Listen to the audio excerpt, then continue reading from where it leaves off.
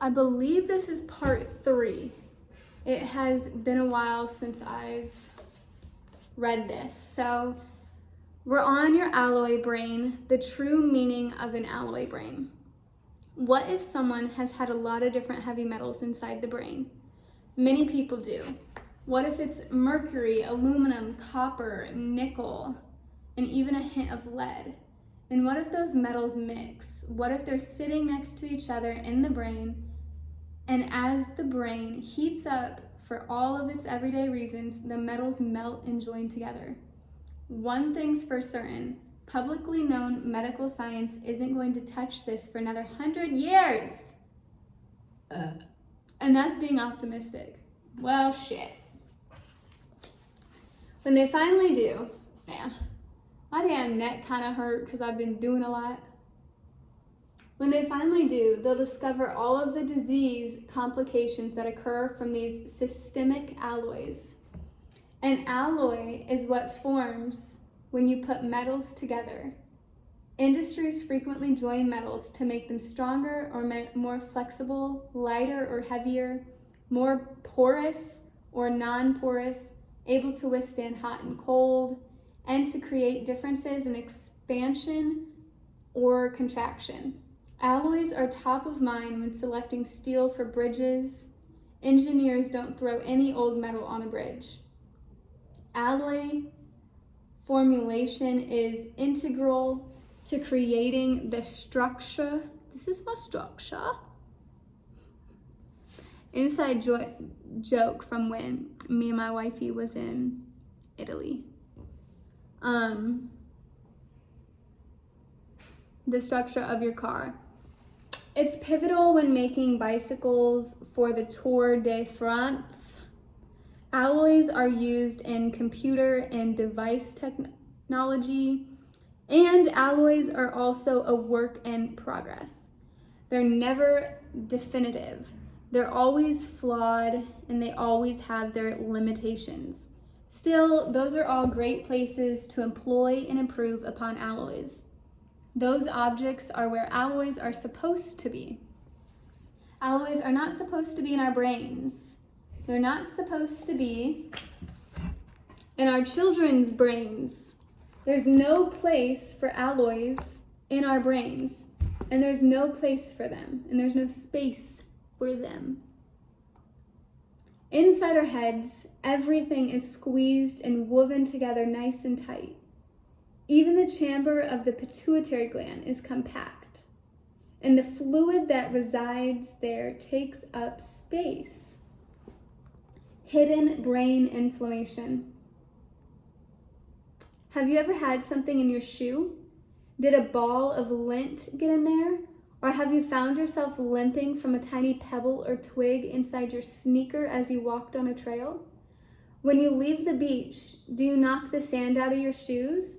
Or do you go on your merry way with the sand cramping your feet? I don't think you go on your merry way. I think you try to shake out the grains of sand. Living with a brain that contains toxic heavy metals and their alloys is like getting something in your shoe. There's no room for anything extra, so it hobbles us. One reason is that when toxic heavy metals enter our brain, they can create an underlying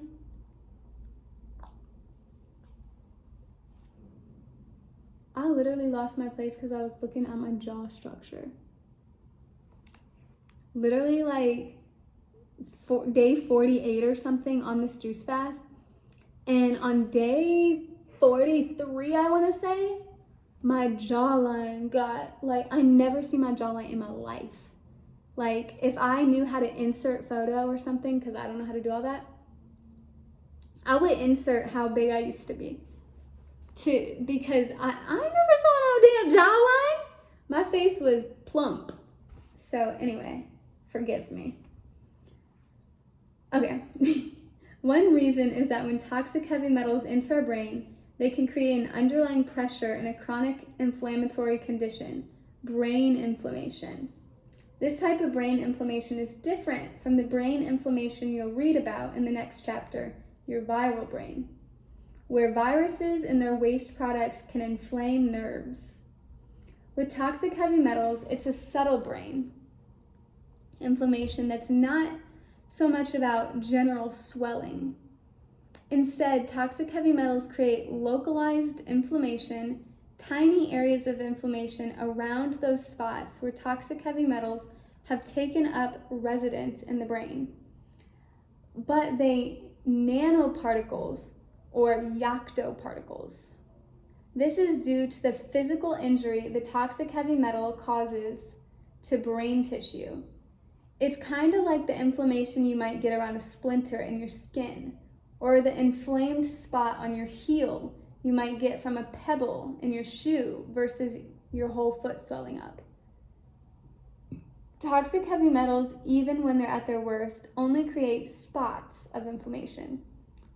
The larger the deposit of toxic heavy metals, meaning the more nanoparticles, picoparticles, femtoparticles, and so on, have accumulated in a deposit of toxic heavy metals in the brain, the more pronounced and aggressive these spots of inflammation can be.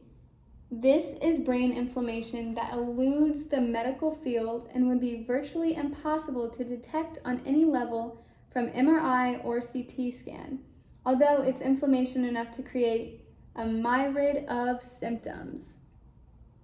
Living with an alloy brain. The mere presence of toxic heavy metals in the brain can cause all this and more. Different varieties of headaches, different sensations within the head, different aches and pains, different feelings of weakness and lightheadedness, different emotional reactions to situations in life, and different levels of depression and anxiety, tics and spasms, brain fog, memory loss, obsessions, compulsions, and involuntary actions. Toxic heavy metals in the brain can even alter our decision-making without realizing it. And when it comes to our brain, we can't just let all the toxic heavy metals out, the way we shake out sand from our shoes or put out a splinter. It takes the right approach to extract toxic heavy metals from the brain, which you'll discover in part 5 of this book, Bringing Back Your Brain. When alloys are created for industry, they're created for a reason. For technological equipment, for example, metals are mixed so we can benefit, and manufacturers safeguard which metals are combined, how, and for which purpose. They know what blend could create problems in the products they manufacture. In our brain, no one's safeguarding what goes into it or what melds together there, because particularly no one is aware we even have toxic heavy metal alloys in our brain. Those in the publicly known health industry who have gained awareness of toxic heavy metals in the brain because of medical medium teachings from the last 35 years still don't understand this alloy aspect. Is my desk off? Okay. The classified medical industry isn't even aware of this alloy aspect of toxic heavy metals in the brain. We don't get to choose our personal alloy recipe. It's not like pulling up to a takeout window and ordering some copper, lead, mercury, and aluminum to go. Everyone has unique alloy blends in their brain without knowing what they are, or that they're even there. Even though one person could have the same 3 or 5 or 7 or 10 toxic heavy metals in the brain as another person, chances are they're mixed a little differently as far as amounts and ratios. And they are most likely in slightly different areas of the brain. That's part of what makes us different. It's not just our unique souls, which definitely makes us different. It's not just our unique experiences and reference points, which makes us different too. It's the toxic heavy metal alloys in our brain influencing our behaviors, actions, thoughts, decisions, feelings, memories, and sense of self. Toxic heavy metals even alter the development of our brain and other organs in the womb. And the alloys composed inside each person's brain are completely unauthorized. There's no jurisdiction, no environmental agency, no standard for inspection that determines if you have a safe alloy composition inside your brain. These toxic heavy metal alloy compositions each react to electricity different. Electrical patterns in the brain carry intelligence information from neuron to neuron. Decision-making processes occur because of neurons transferring information to the next neuron through electricity. And as you discover in the previous chapter, electricity in the brain isn't just a hot wire. It's abundant with information, from past information, what's happened in your life, all the way to current information about what's happening in this very moment. Certain toxic heavy metal alloy mixes can scramble words and alter memories in the electrical current of information. It's why one person could remember an experience differently from another person who went through it all the same time. Those are toxic heavy metal alloys inside our brain, changing the shape of how we remember an experience, or even if only slightly.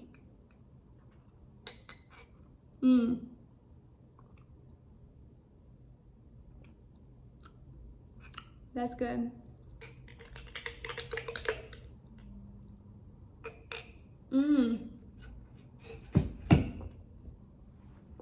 We have like 4 different types of apples right now at Costco. These ones is Wild Twist, either Wild Twist or Honey Twist. No, that's Honey Crisp. What was that? Wild Twist, I think. So good. It's a little bit less sweet. Cosmic Crisp, I like the sweetest.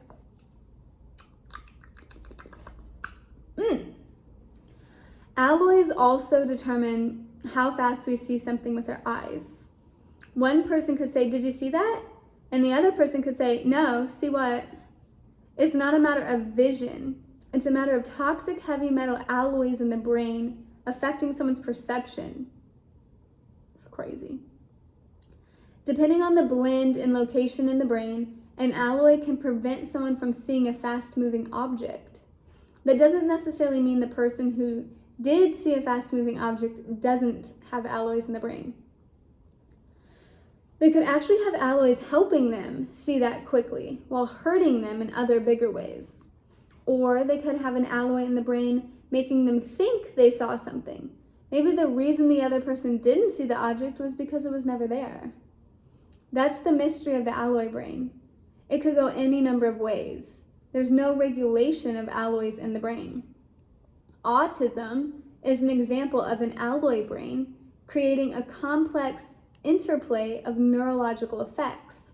Some children with autism are gifted in many ways and struggle in many other ways.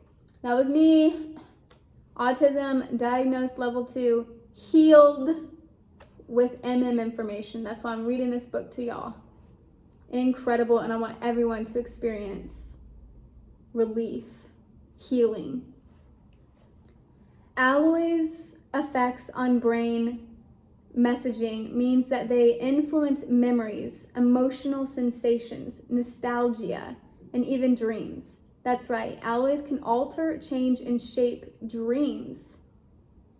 People wonder why their dreams are so ridiculous or obscure or bizarre. It can happen because electrical pathways carrying information through the physical brain are hitting deposits of alloys that alter the information, changing the structure of that information. Then there's your own soul, which resides in your brain, influencing your dreams.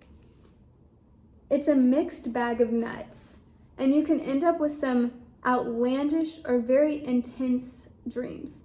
If you get a mercury filling removed and it outgasses and gets into your brain, as mercury fillings always do, you may have dreams of being trapped underwater or trapped in a tiny space. Or if in your dream you're running away from someone and feeling like you can't get away, can't run fast enough, or you're almost stuck, that's electricity getting caught up in toxic heavy metal deposits that electrical patterns in the brain don't normally hit when you're awake.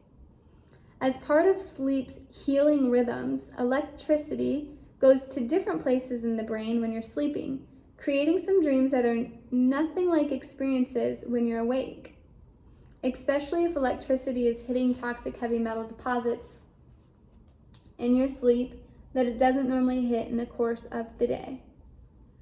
When alloys are used in industries, there's something a mad scientist can have a lot of fun with. They can be used in destructive manners. Alloys are used in nuclear weapons. They're used in missile silos. And unidentified alloys have been discovered on planet Earth with metal and formations of metal that human beings have not yet created. Oh, we getting like sci-fi up in here. We getting alien shit. The only explanation is that they came out of the sky. Y'all believe in aliens? Let me know. I feel like there's no way they don't exist. They probably look just like us. I think it's a load of baloney. The whole green alien thing. Like, I'm not saying they don't exist, but I am like, what if they just look so similar to us? Alloys in our brain, that's like going to a potluck. Everybody brings something to eat, and no one really knows what's in it. In any of it, as they heap different concoctions onto their plate. It's the same way that everyone has a certain alloy mix in the brain. That alloy mix can even determine what someone makes for the potluck. That's just one example of how much alloys can shape the brain, the mood we're in, and what we'll feel like making. Brain alloys can be the difference between one person bringing waffles and another bringing tuna casserole, and another person dodging the potluck and hitting a fast food place instead. Having an alloy brain alters the mind. Alloy brains have made some of the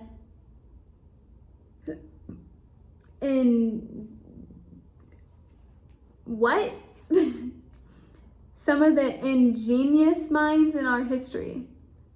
All the same, an alloy brain has drawbacks. Oh, I think it's saying like a genius. Alloy brains have created serial killers. Even if an alloy gives something to a person, it takes something away from them too. Even if an alloy alters electrical fields in the brain in a way that opens up new possibilities, it comes at a price. That price can be symptoms, early death, a disease state, hurting themselves or others, or other difficulties in how we use the brain to function and communicate. Y'all heard that? Alloy brains create serial killers. I actually did know that because I've read this part. My wife read this whole book and she's like, what? So I guess that's why we have so many damn serial killers, right? Oxidizing, because it doesn't make sense, right? We're all one. And why would you want to go hurt another person?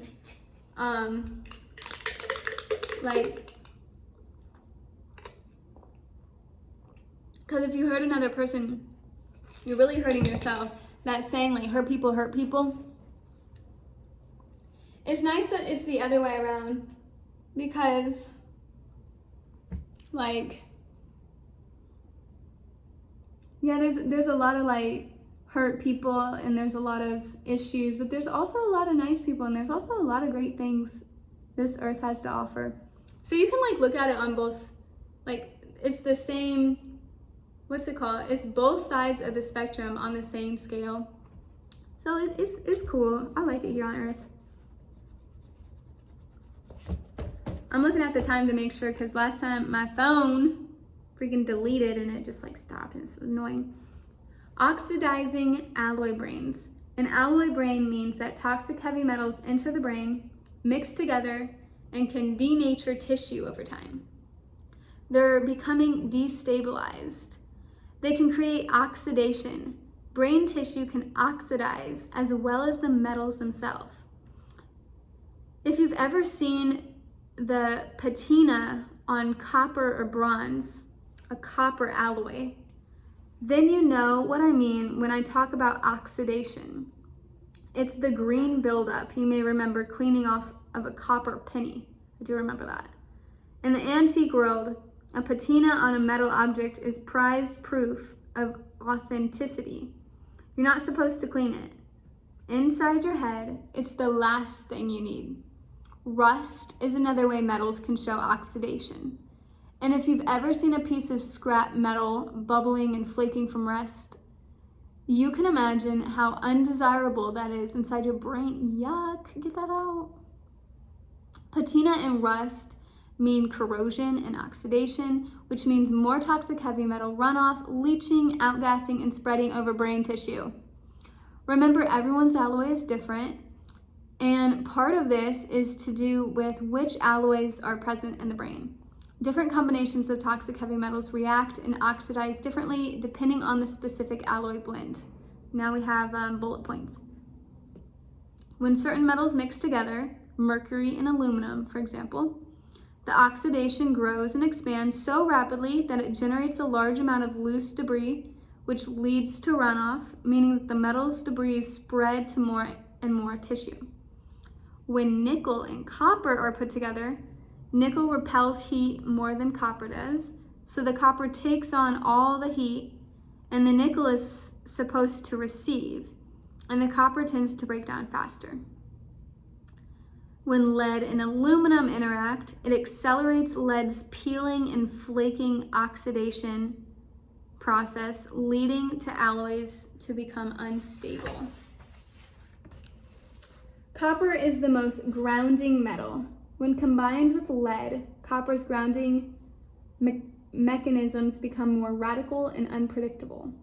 As electricity travels through a brain with a copper-lead alloy, the copper can cause more of an energy draw, diminishing the brain's electrical grid. Copper mixed with mercury tends to increase mercury's neurotoxic strength. Copper's grounding properties actually make mercury more unstable, causing mercury to oxidize more quickly. Aluminum allows copper to heat up faster and sustain its heat longer, which means that when the brain's electrical grid hits the alloy of copper and aluminum, the aluminum keeps the copper heated up, whereas our brain's electrical flash responses are supposed to cool down quickly. When toxic calcium and aluminum are combined, the calcium binds onto and builds up around the aluminum, encasing and weighing it down, pushing the alloy deeper into the brain. With cadmium plus mercury, cadmium tends to outgas and bubble from the interaction, also causing mercury to expand more, similar to what happens with aluminum-mercury alloys. This is not an exhaustive list of toxic heavy metal alloys that can take up residence in your brain.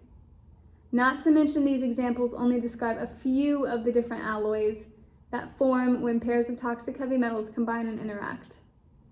Alloys can also form in the brain from 3, 4, or more metals combined. There are endless combinations of toxic heavy metals possible in our brain alloys, with each alloy unique in nature. Placement of these alloys within the brain, like placement of individual toxic heavy metals, can vary too. One person could have more alloy in the back of the brain, and another could have more in the front lobe. One person could have more in the left hemisphere, while another has more in the right hemisphere.